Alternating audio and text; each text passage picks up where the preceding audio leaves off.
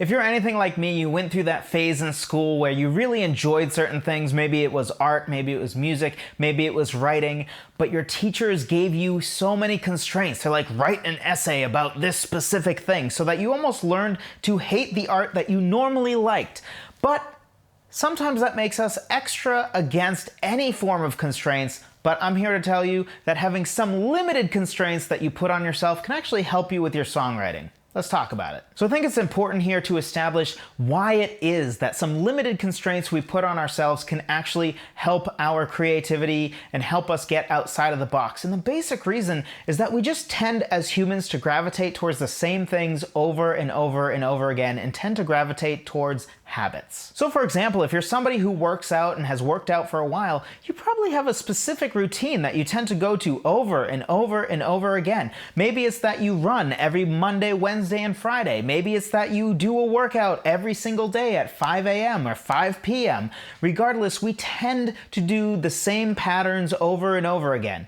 Now, for a lot of things in life, this is actually a good thing, right? It's a good thing to be in the habit of working out so much so that you sort of just automatically wake up and do your workout at 7 a.m. every morning without even really thinking about it. But for other things in life, this might not actually be a good thing. When it comes to things that are fundamentally creative, we don't really want to do the same thing over and over again. We want to have some different results. We want to do some exploration. We want to try new things. So let's talk about some basic constraints that we can do to really help our songwriting and help us get outside of our box. One thing that you can do that's super simple is just to pick a beats per minute, a tempo to write to. Now for me, I tend to gravitate towards writing a lot of songs around 120 beats per minute, which is fine, right? You may have different beats per minute that you tend to gravitate towards, but if you find yourself sort of writing in a similar beats per minute over and over again, pick a different one. For example, if you have an artist that you like, for example, I love Vertical Horizon, a lot of their songs tend to be around the 90 range rather than that 120 range that I tend to write in.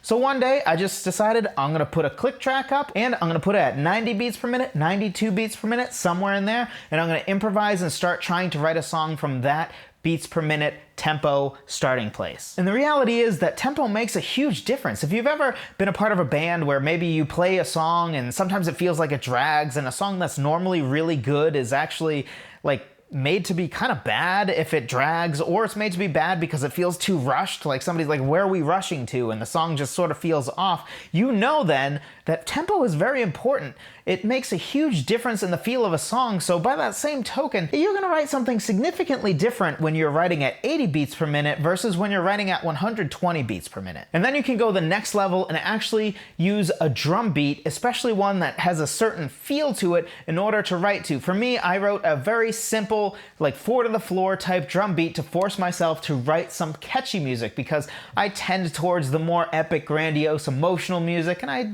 sort of shy away from the more catchy side of things normally, so I wanted to force myself to write something that would be catchy. So the best way to do it is to improvise and start writing a song while listening and playing along with a catchy drum beat. You can do the same thing with different genres. For example, even if you don't know much about jazz or blues or bossa nova or some other style of music, it's funny how when you put a drum beat on that matches that style of music, you just sort of gravitate towards playing that way because the groove is giving you this feeling already, and then you just sort of match it when you play, improvise, and write. Another thing you can do is actually force yourself away from the instrument you tend to gravitate towards the most. For example, if you write most of your music on the guitar, but maybe you're somebody that in high school was in band and you played maybe the flute, you played the trombone, maybe you should force yourself to actually write a song where you start with that other instrument. I bet you that if you grab your flute and make yourself write a melody with your flute, you're probably gonna come up with a pretty different melody than you would if you were just singing along with your guitar. And if you only play one instrument, something else you can do is just change the sound of it. So for example,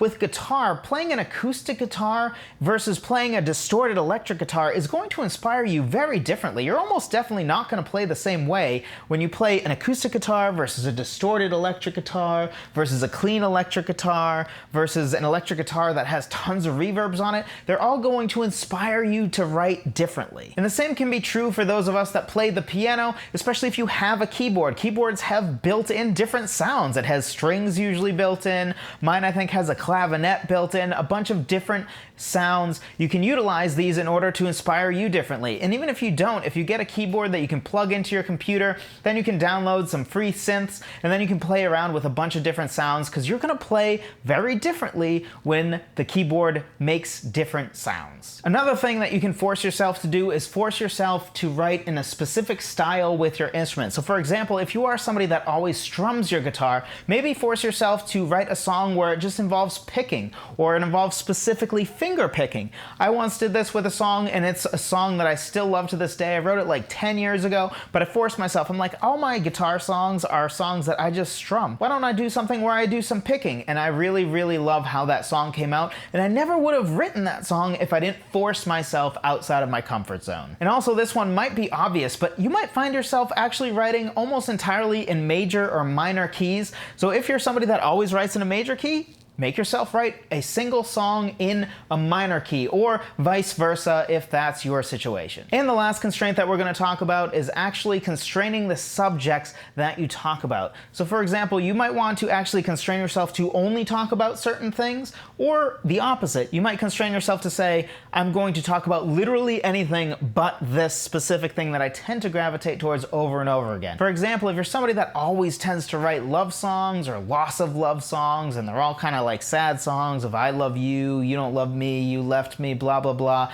then maybe force yourself to write something from a different standpoint. Maybe a happy love song, or maybe don't talk about love at all. Talk about something else in life. And on the other side, you can actually constrain yourself to talk about a specific subject. A great way to do this is to actually decide to write and record an EP. So if you don't know, an EP stands for extended play, but basically what it is a collection of 4 to 6 songs usually, so it's basically a half album. So if you have, say, 5, 6 songs written, and you notice 2 or 3 of them sort of circle around a similar theme, you can say to yourself, I want to write and finish an EP that circles around that same theme, so I'm going to write 2 to 3 more songs of a similar subject as these other 2 songs. So overall, I would ask you in the next week, try writing a song with at least one constraint. It can be something as simple as getting your metronome out and putting it at a very different tempo than you're used to, or coming up with a drum beat that has a certain vibe, a certain sound, or it can be something where you're just using different instrument sounds than you normally would, or picking up an old instrument you haven't used in a while. Hey, maybe you have an old harmonica sitting around that you've never really learned to play. It's pretty easy to learn to play. Maybe pick that up.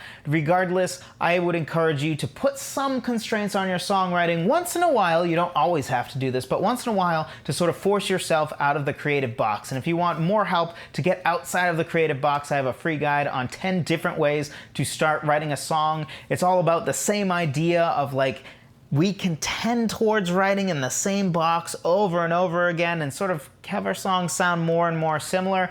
But a great way to break out of the box is to sort of force yourself in different directions. So I give you 10 different ways to start writing a song. 5 from a more lyrical standpoint and 5 from a more musical standpoint that will help you to be able to break out of the box. If you combine that with what you learned in this video, it should really help you to make sure that your creativity continues to blossom and continues to grow rather than sort of writing songs all in the same box. It's at songwritertheory.com/free guide, link in the description. If you enjoyed this video or learned something, be sure to drop a like. It helps me out with the YouTube algorithm. I appreciate every single one of you, and I will talk to you next time.